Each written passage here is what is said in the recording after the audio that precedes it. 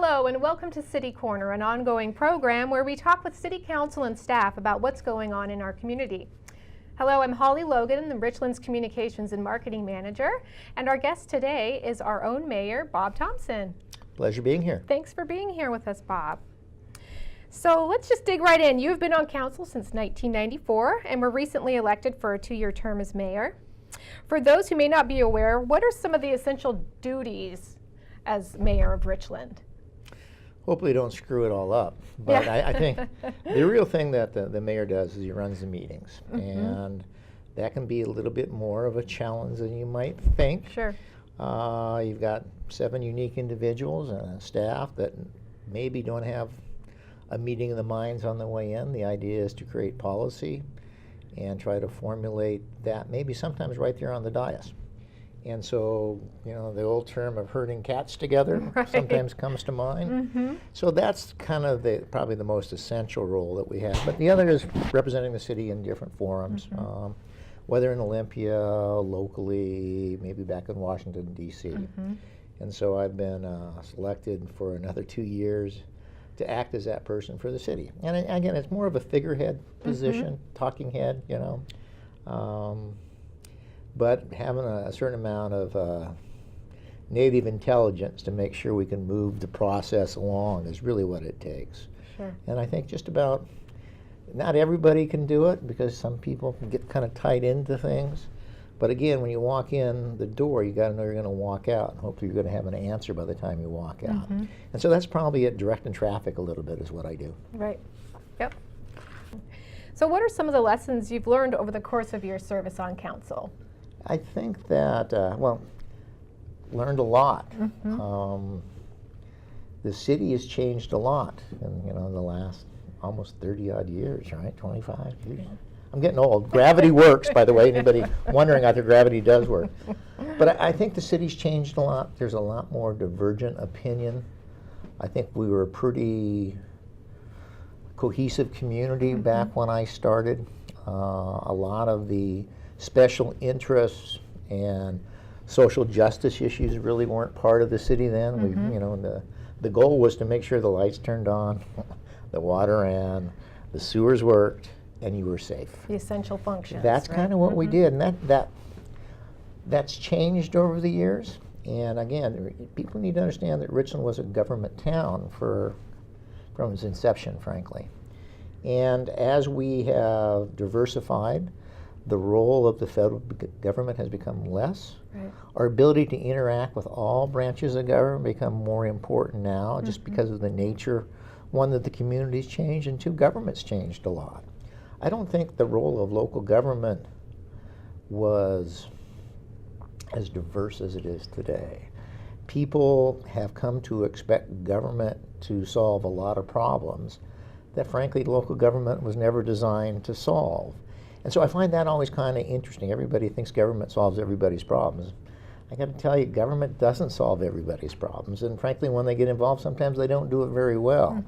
So, you know, I started, when I decided to run for city council back so many years ago, I didn't like government because I thought they wasted time, money, and effort on doing things that I didn't think they were doing a good job of. So I finally sat and I talked to the audience. I'm saying, look, if you don't like it, get involved. I had no idea I'd be on this, you know, odyssey for as long as I've been doing this. And it's changed me in a lot of ways. I always love using this line. Nietzsche used to always say that when you stare into the abyss stares into you. And so you change. When you think that you roll into government with kind of a negative idea what government can do, and all of a sudden you take the time to get involved, and you realize the positive things that government can do. And truly, government can help equalize the playing field where everybody gets the same opportunity. Not opportunity of result, but opportunity of opportunity. You know what I mean? And I think that Richland's done a very good job of offering that up to its citizens. Great.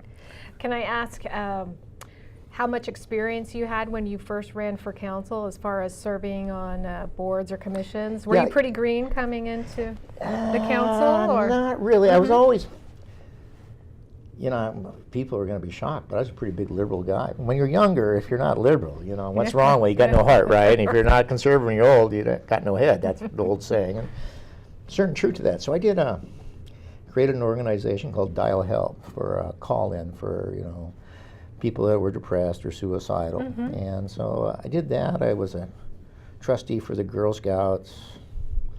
So I did a lot of, you know, there's the coaching, Little League and stuff like that. When you got kids, that's what you do. But that was probably my first running for council. I mean, I was thinking, if you're going to complain, maybe you ought to do stuff. Right. Doing the civic stuff, right? Being an elk or going out, you benefit a certain portion of the community. I thought that I could at least do as well, if not better, than the contemporaries when I ran. And so I'm still here. And here you are. What the heck, I'm still here. I might see the screen or something, you know, but hey, that's just how it is. That's great. So let's talk a little bit about some of the long-term projects that are underway right now in Richland. The Dupertell Bridge is one, and the new City Hall as well. Both of these projects have been long-term planning efforts. How do you feel the city is doing to sticking with the initial vision of both of these efforts? I think, first off, you got to have a vision, otherwise you don't know where you're going. But you also have to be amenable to change. That can be either economic, the demographics change, locations no longer make sense for what you originally anticipated. Right. I think that we've done a very good job of keeping our eyes on where we want to end up, but also being able to modify the plan when necessary. I mean, the examples, you know, you listed City Hall and the Dupertell Bridge, both long-term projects that have been in planning for a long time. For years, yeah. And that was always good. The planning is good. Paying for it was always kind of an issue, right? And obviously there's some controversy over the bridge funding, or what we thought was going to be the bridge funding. I think it's a little different animal now than it was.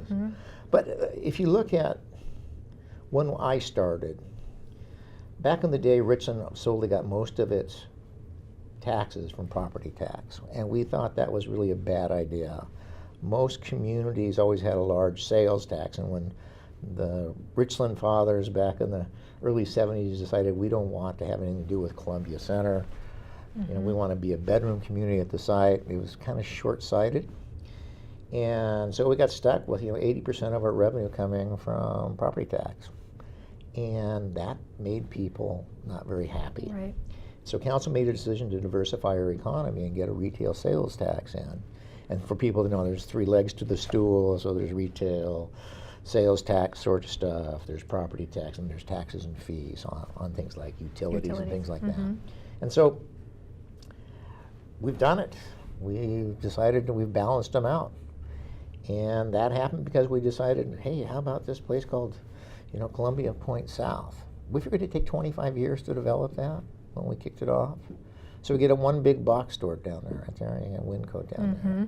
Then boom, takes off. It's done in 6-7 years. Nobody had any idea. Queensgate. We started that again with the idea of diversifying our economy and giving citizens in South Richland have a better opportunity so they didn't have to travel. Right, more amenities there.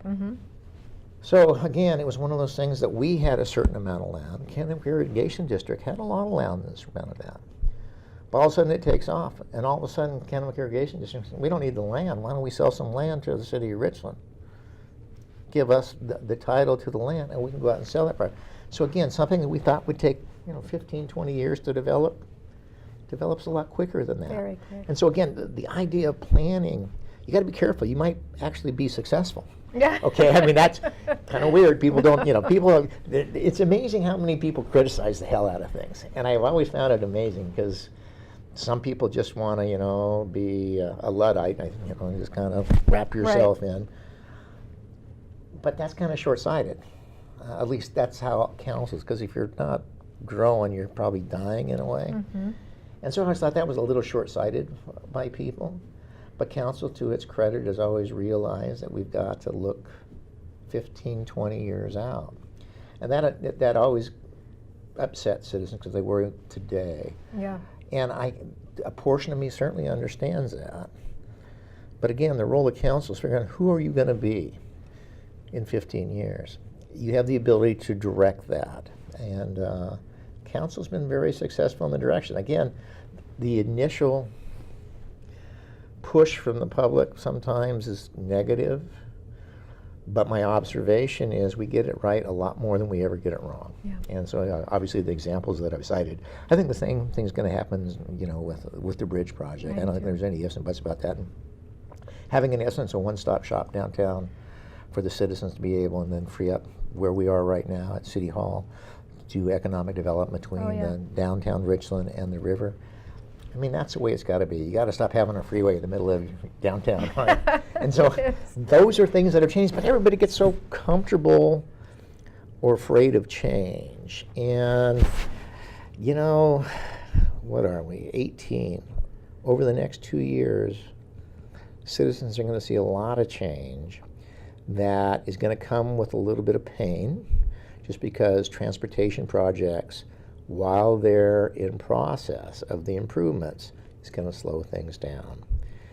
So you mentioned briefly the funding mechanism, one of them for the bridge. In 2017, the council established a transportation benefit district to assist with funding not only the pavement preservation program, but some supplemental funding for the bridge. What's your opinion of this funding source and how it's planned to be used? Well, again, the original issue was, one, we don't have enough money in the general fund to take care of the roads that we already have, right? So that became the pavement preservation program.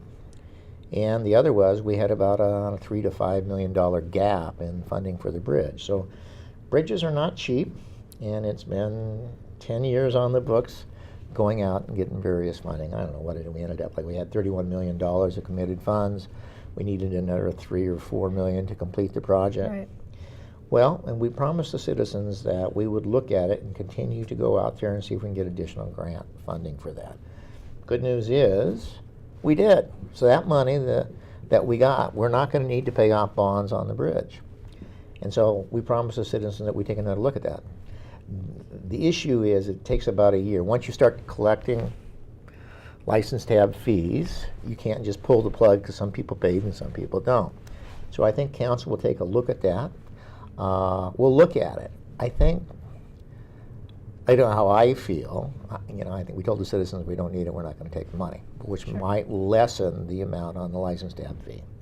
I think I may not be the majority on council. Council will have to make that decision should they choose to this year. And the question is, the money that you do collect, it's not like we don't have enough roads to keep. I mean, when you're behind the curve, right? Right. You can put a Band-Aid on it, or you can actually try to get ahead of it a little bit. Last year was a pretty rough year where our roads got pretty well beat up with potholes and things like that based on the inclement weather that we had. And so we have a lot of places in Richland that could use a lot of rehab. And so the Transportation Improvement District can provide the funding to make those things get picked up cleaner, again, allow transportation to be safely and efficiently moved. And that's a policy decision, right? Our citizens really looking at, again, what were we taking? About a third of the money was going to go to the bridge originally, something like that, maybe 20%. Right, I think that's, yeah. And so are you going to save that money and put it back in your pocket, or are you going to take that 20% and put it back into your roads that pre-exist? And that Richland's grown a lot. Yeah. And so when you start looking at we've always had like 1.2 million in our general fund to do rehab. That doesn't go very far with asphalt, frankly.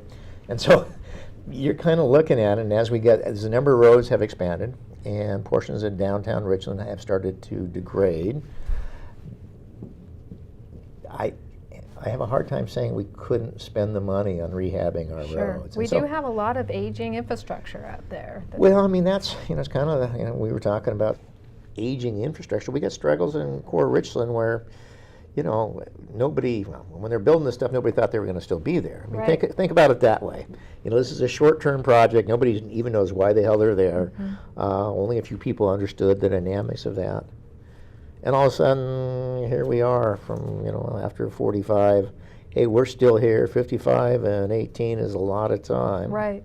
And a lot of that's original infrastructure. As the city starts to rehab that stuff, it costs money. Sure. Citizens understand it best when their sewer system that goes out to the city lines starts to degrade. And, I got to pay for that. Well, as soon as I get that bill, I get a better understanding of the other infrastructure costs that are out there for the citizens. And so Richland's actually been real good at keeping its property taxes low. And I got to say this on behalf of the city of Richland. City property taxes are extremely low compared to the other communities around the Tri-Cities. The portion that goes to the Richland School District that people see, that gets lumped into what the city's costs are. They're not. And so when we pass bonds for the school, there's a cost that's involved, okay? And citizens need to understand that that's those guys That's taking care of the kids. We're these guys with the police fire. So, it's, people need to pay attention a little bit, I guess. Yeah. And it used to be, everybody paid a lot of attention. That was the beauty about, when I was a kid growing up, was the most egalitarian town in the world, because everybody, whether you were a pipe fitter, an attorney, a doctor, a bricklayer, a plumber, you're all the same. Everybody made between $30,000 and $50,000 in a day. There was no class. Right. And that was great because nobody really cared about your idea based on who you were. It was whether it actually had merit and could hold up under scrutiny. Trust me, there was a lot of guys who could actually take a look at a cost bill and go, that's wrong, let me tell you why, right? I got a better idea. So that's how I got raised. And I miss that because a lot of people like to make decisions based on empathy or emotion. And that makes people feel good for a day, but it doesn't solve the long-term problem. Well, you mentioned some of the opportunities here at the existing City Hall site. What are some other things that we can do to improve our downtown or central business district, you think? Well, I think engaging the community to be part of the plan. Again, if you don't understand what we're trying to do, and you got to make a decision whether you agree or disagree. Sure. So Richland is you can go north, south, 3 different ways. You go to the bypass, you had one George Washington way, right? I haven't been to a viable downtown area in the nation that has a freeway in the middle of it that you have to walk across. And so citizens, especially I think millennials, like the idea of being able to walk the park to the river from business storefronts, maybe live above them. I think that's kind of the new way of trying to do things. Well, you can't do that very well in Richland as long as you got a freeway going through the shops. Sure. And so that's a vision that citizens are going to have to take a look at. That what they really want. I think there's a big difference between what citizens in Richland, who I represent, Sure. and maybe who live outside of Richland who use our roadways to get to and from work out at the site. They don't necessarily pay the tax revenues, and maybe their quality of life is better in Kennewick or Pasco, but they don't have freeways running through the middle of the streets. Yeah. So you got to figure out who you want to be, and that's a discussion that, and it comes at a certain cost, but you got to be able to sell your public on what it could look like to make it better. I mean, the farmers market was a concept that kind of went away because the public facility district funding that a private developer thought he could get be cool, but it's not how it works. It's a public deal, not a private deal with public money. And so that was a bit of a struggle. But the idea of a farmer's market and city's involvement, maybe down in Howard Amon somewhere, is still a possibility. And so we look at those kind of things. But government can only do so much. It's the public-private sector that has to get together. And I think we're reaching out to see if we can encourage those kind of partnerships. There's new contracts coming up out at the site. Whoever gets, 2 or 3 of the big ones has the opportunity to have a community portion of the pie from an award fee perspective. It would be nice to see what that looks like in a contract, determine whether we can leverage that money by partnering with a contractor to accomplish some of the things that I think everybody would like to see. And again, local government doesn't have the money for huge infrastructure improvements, like things that cost you $25 to $50 million. But you can leverage money from a contractor and get together.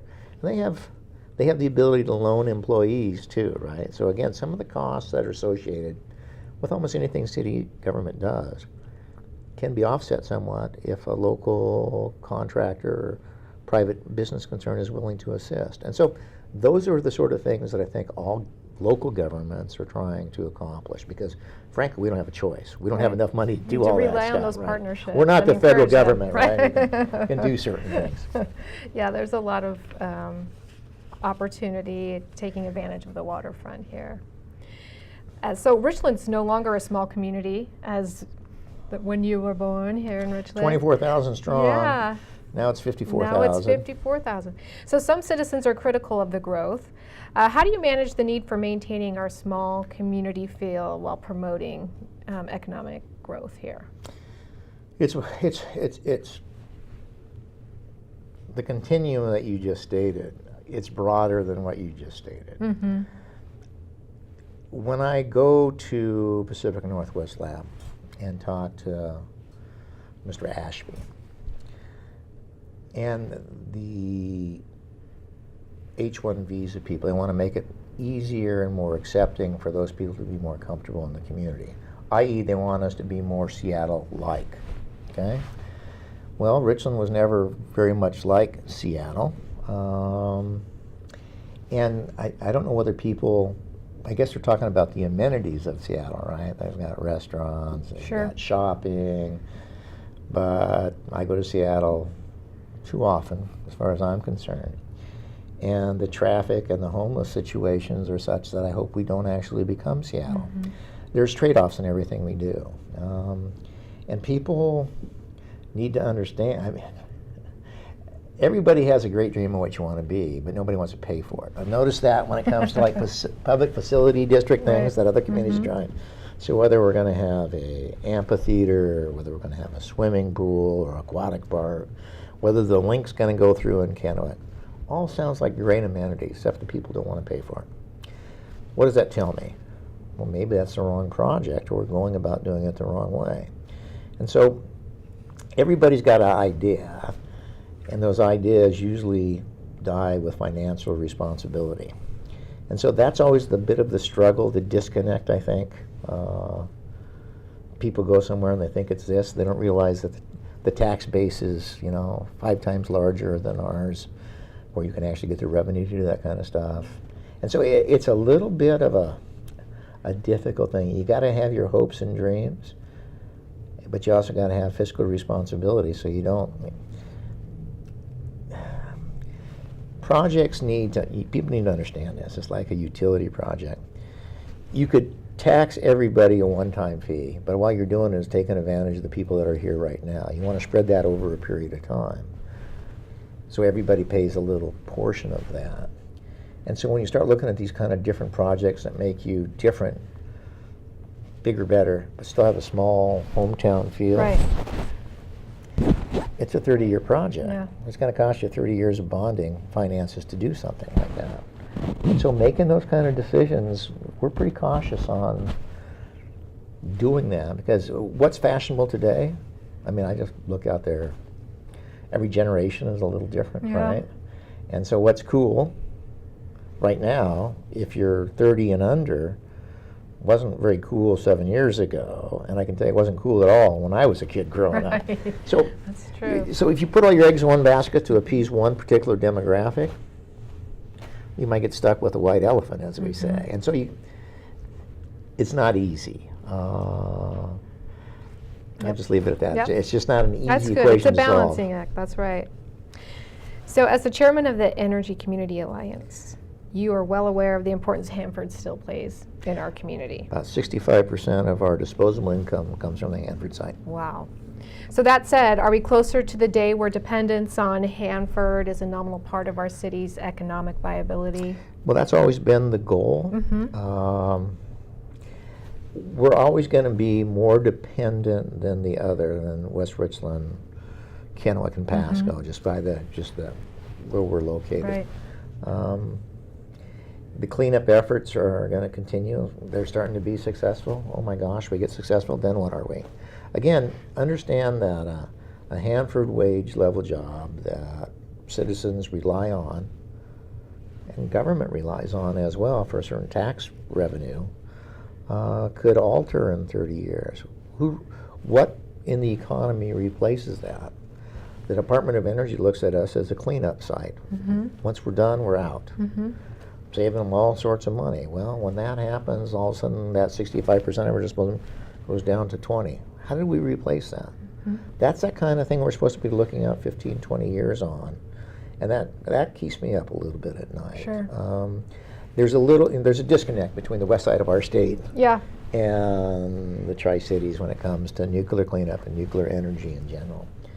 And we've got to try to bridge the delta on the mines that there. You know, it's a politically expedient if you're in the left side to badmouth certain things. And maybe it's not as rational, but it does get people elected and it does keep money flowing to people.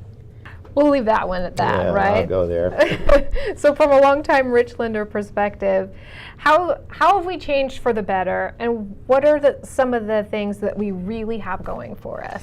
So we've diversified a lot, both economically, culturally, and demographically. And so that's change. I think change is healthy. As long as you end up with a cohesive whole at the end. You know, I mean, the idea from many into one, really, in the room, is something that we lose sight of today. You can't just recognize diversity because history would suggest that if you're too diverse, your communities divide on themselves, and you know, empires fall apart for reasons like that. City of Richland isn't an empire, but we do have certain things that we hold in common. Family, used to be faith, but community. You know, Richland, there was a community of Richland. It was separate and distinct from others, and there was value in that. There's value in diversity, but not if it comes at the expense of the unity of the whole. And so those are things that I think people need to ideologically struggle with a little bit. You can't go one way or another without understanding the downsides from both sides of leaning too far one way or the other. Richland's far more industrious, healthy, more things to do. You know, a certain generation in Richland is going to remember this. Culture in Richland, when I was in high school, was defined as a six-pack of beer and a Bomber basketball game. Okay? That's not the case anymore, is it? And so there's lots of opportunities to go do things. I think everybody embraces that. Everybody likes going down to Howard Amon Park or down to the place over the Gisa, place next to the place. I mean, are you kidding me? Who doesn't want to go down and have a concert and enjoy that? And it gives people, from a community perspective, the internet has done a lot of wonderful things, but it also has had an opportunity to stovepipe communities. You only read what you want to read. You only think like these people that you read their blogs about. There's no reason to go out and be with your fellow man because I got it all right here in my house through the internet. That's right. To the extent that the city of Richland can provide opportunities where the entire community can get outside of their homes, outside of the internet, put their phones away for a while, and meet their neighbors. And congregate with each other. And they might find out that these guys that you kind of no good whatevers aren't bad people at all. They're people just like you with the same struggles. And we lose that sometimes. Richland's still got that opportunity, and I think we've designed it to the extent to allow that. You know, when you start talking about bike paths and parks, I mean, Richland's got more parks than anybody its size in the nation, I think. And it's one of those kind of deals. There's a reason for that, because they want people to get out in to integrate with each other and socialize and help raise each other's awareness. And those are wonderful things. And again, the HAPO stage is, you know, there's not many things that I'm ever really excited about, I guess. But wow. Yeah. You know, it's a great example of that. Yeah. Well, we want to thank Mayor Bob Thompson for joining us today for this episode of City Corner. If you have any additional questions regarding the City of Richland, please feel free to visit our website at ci.richland.wa.us. I'm Hollie Logan, and we'll see you next time.